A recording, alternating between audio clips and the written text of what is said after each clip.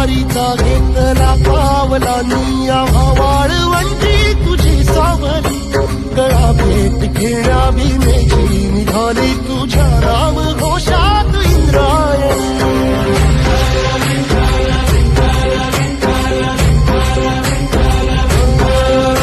भिडे आसमंती ध्वजा वैष्णवांची उभी पंढरी आज नादावली तुझे नाव ओठी तुझे रूप धानी जीवाला तुझी आस गाला घरी